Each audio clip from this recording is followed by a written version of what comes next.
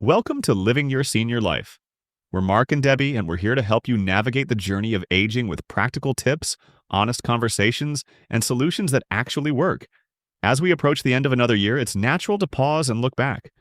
Life moves quickly, and without taking a moment to reflect, we can miss the lessons, growth, and quiet victories that shape our days. Today's episode is about thoughtful reflection, not judgment, not resolutions, not pressure to be perfect. Just a gentle opportunity to notice what mattered, what changed, and what you might want to carry forward. We're going to walk you through 10 meaningful questions you can ask yourself as you reflect on the past year. These aren't questions that require right answers or deep analysis. They're simply invitations to pause, notice, and honor your own journey. You can listen to these questions now and think about them quietly, or you might want to come back to this episode with a journal or a cup of coffee when you have a few peaceful moments to yourself. There's no rush, no timeline, and no wrong way to do this. Whether you're listening on New Year's Eve in the middle of January or any time throughout the year, these questions are here for you whenever you need them. So find a comfortable spot, take a breath, and let's begin. Welcome to the Deep Dive. Today we're jumping into a source that offers what you might call a shortcut to real insight. It's all about the art of meaningful reflection. Which I think for a lot of us can sound like a chore, like homework you have to do at the end of the year. Exactly. But this source frames it so differently. It's less of a task and more of a quiet, powerful tool. It's true. I mean, life just seems to move faster and faster, and if you don't intentionally hit pause, you really do risk missing the important stuff. The quiet victories, the lessons you learn the hard way. All of it, yeah. It just gets blurred by the constant motion. So the source we're exploring today gives a really specific, and I'd say gentle, framework. It's called 10 Meaningful Questions to Ask Yourself at Any Age. And our mission for this deep dive is to go beyond just, reading out a list of questions. Right. We want to unpack why reflection is so fundamental for your emotional well-being and how you can approach it without all that pressure that usually comes with goal setting. And then really distill what makes these 10 questions so valuable so you can actually use them to get some clarity and intention. Yeah, right away. Okay, so let's start with that essential rationale. Why is this more than just a nice sentimental idea? What are the real benefits here? Well, the biggest one is awareness, specifically recognizing patterns. Patterns in our own behavior. Exactly. Psychologically, when we're just living day to day, we're reacting, we're on autopilot. Reflection is what forces you to zoom out and see the actual structure of your last year. Can you give an example of a pattern someone might miss if they don't do this? Oh, absolutely. It could be something like realizing that every time you went to that Tuesday night book club, you came home feeling totally drained, not energized. Even though you thought you should enjoy it. Precisely. Or, on the flip side, you might realize the one routine that consistently brought you peace was just a 10-minute walk before dinner. If you don't pause to think about it, those little feelings, those micro reactions, they stay invisible. So reflection lets you step out of the grind and see what's actually recharging you and what's, draining the battery. That's the perfect way to put it. That awareness is what lets you move from just reacting to actually choosing. But let's talk about resilience, because I think a lot of people associate reflection with, like, counting your wins. What if you had a really hard year? How does looking back help and not just make you feel worse? That is such a fundamental question. And you're right, if you look back with a lens of judgment, it will absolutely make you feel worse. So you have to change the question. You have to change the question. Instead of asking, what did I accomplish? You ask, what did I navigate? The perspective shifts completely. When you really look at the whole 12 months, you realize you navigated countless challenges. Health scares, family stuff, work disappointments. The simple fact that you adapted, that you kept going, that is the ultimate proof of resilience. It's an undeniable confidence booster then. It is. It shows you that the person you are today is strong enough to handle what the person you were yesterday faced. It's about honoring the effort, not just the outcome. Exactly. And the source makes a really fascinating point about older adults here. Oh, how so? It highlights that for them, reflection can be even more meaningful because of the decades of experience they're bringing to it. So they have more data points, in a way. A lifetime of them. When you look back on one difficult year, say adjusting to retirement, You're not just looking at 12 months in a vacuum. You're placing it in the context of 50 or 60 years of other life lessons. So you can see it's just another variation on a theme you've handled before. You've got it. It reveals a lifetime of wisdom and strength that, frankly, younger people just haven't had the time to build up yet. Which brings us to the most important point, I think, which is how we approach this. The source is adamant. It has to be about gentleness, not judgment. That's the whole key. Okay, so this distinction, self-compassion versus self-criticism, it can get a little fuzzy for people. How do you stay on the right side of that line? You have to change the purpose of the exercise in your mind. Self-judgment says, you messed up, you should have done better. Which is not helpful. Not at all. Productive reflection, on the other hand, asks, okay, that didn't work. What did that experience teach me about what I need? Or how do I respond under pressure? It's about curiosity, not critique. So it's more like you're a detective than a judge. Perfect. Yep. Which leads right into how you should engage with this. The goal is to skip the pressure completely. Right. Section 2 in our notes. Yeah. People feel this need to do it right. Right. You know, they need the perfect journal, the perfect quiet moment. And that just paralyzes you. So first, abandon the whole idea of New Year's resolutions. This doesn't require a specific date or any fancy tools, just a willingness to pause. And there are different ways to do it, right? Many. Some people love journaling.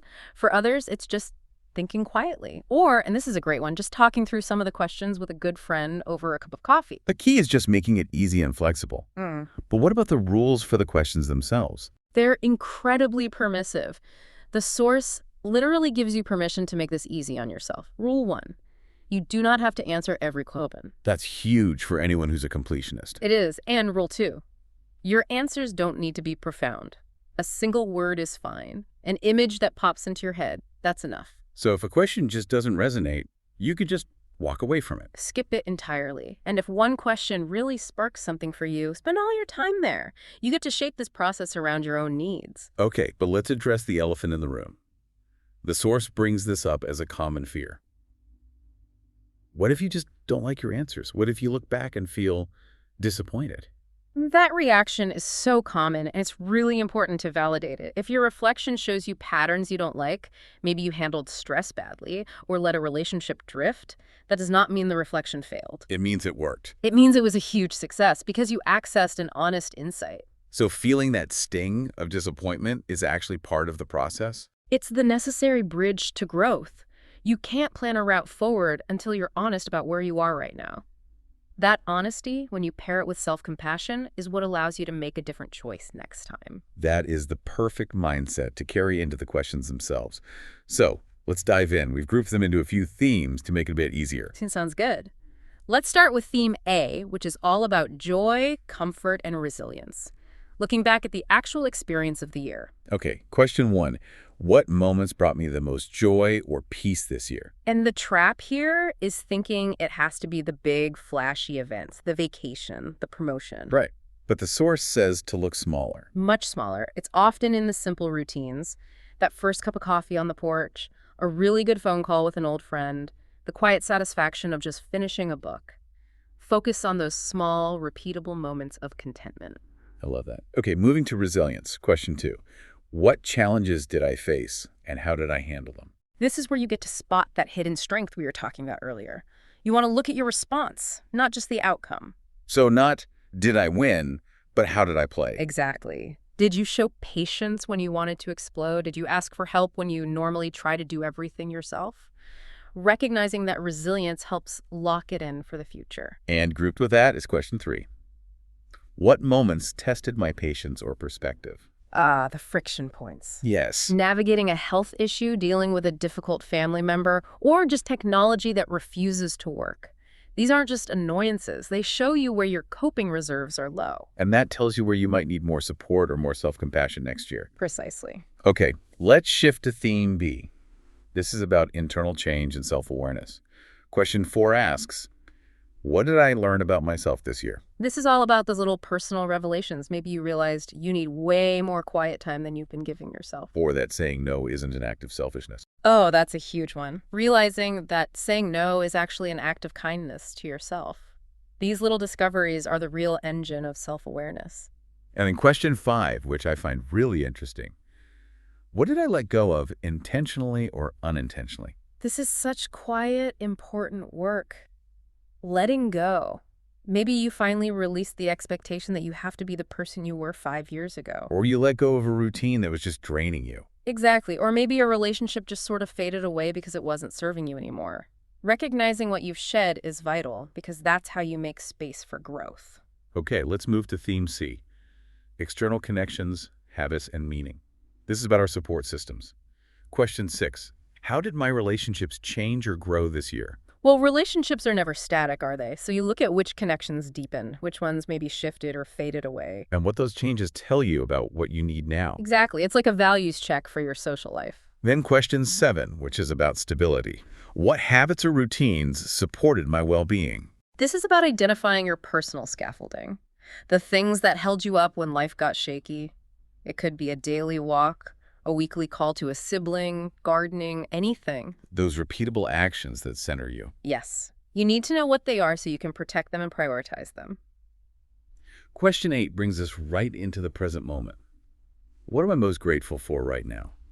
Gratitude is just. It's the essential balancing act. Even in a terrible year, taking a second to notice small comforts, the sun on your face, a good cup of coffee, it just helps balance your perspective. It keeps the difficulties from completely taking over the whole picture. It really does. And question 9 gets to the heart of it. What brought meaning to my days? And meaning is so personal. For one person, it's volunteering. For another, it's cooking for their family or teaching a grandchild how to bake. So it's not about grand, world-changing purpose. Not at all. It's usually found in those consistent, small acts of service or learning or care. Okay, that brings us to the final theme, which is just one question, really. Theme D, moving forward. And that's question 10. What would I like to carry with me into the next year? This is the intentional part, and the source is so clear on this point. This is about intention, not resolutions. What's the core difference there? A resolution is usually a rigid goal, like I'm going to lose 20 pounds. An intention is a quality or an attitude, like I want to carry forward the quality of patience, or I want to be more present. So an intention is about being something, while a resolution is about doing something. That is the perfect distinction. Intentions are like a compass. They guide your choices. They're qualities you want to nurture, like curiosity or gratitude, not a metric you can fail at by February. That's a much more sustainable way to think about the year ahead. So much more. Okay, so if we zoom back out and summarize the ultimate value of this whole process, what's the core payoff for doing this? I think it's pretty simple. It's greater emotional clarity and, honestly, a lot less daily stress. Because by recognizing what actually supports you and appreciating your own real internal growth, you just get a stronger, more authentic sense of purpose. It's like doing a yearly inventory on the best parts of yourself. And I think the most valuable reminder is about the pacing. Take what resonates with you, leave what doesn't. Absolutely. Go at your own speed. There's no deadline on insight. Right. And if we circle back to that idea of looking at 1 year within the context of decades of experience, the final thought is this. What really stands out when you look back is rarely your list of achievements. What is it then? It's the quiet, undeniable strength you showed just by continuing, just by navigating the chaos of life. And just acknowledging that persistence, that resilience that shows up even when you feel at your weakest, that creates a space for a really profound, quiet peace. And that peace is what sets the stage for everything that comes next. We hope these questions offer you a strong and a gentle starting point. Until next time. There you go. Those are the 10 questions. I hope at least a few of them resonated with you or sparked something worth thinking about. Remember, reflection isn't about dwelling on what went wrong or judging yourself harshly for what didn't happen. It's about understanding your own experience with honesty and compassion, and that itself is an act of self-care. You don't need to answer every question. You don't need perfect insights. You just need to be willing to pause and listen to yourself. If you'd like to revisit these questions or share them with someone you care about, you can find the full list on the Living Your Senior Life website. We've also included a few frequently asked questions there that might be helpful. As we move into a new year, we hope you carry forward what served you well, release what no longer fits, and approach the days ahead with intention and peace. At your own pace, in your own way. If you enjoyed this episode, be sure to follow the podcast so you don't miss any upcoming episodes. And as always, until next time, take care of yourself and live your best senior life.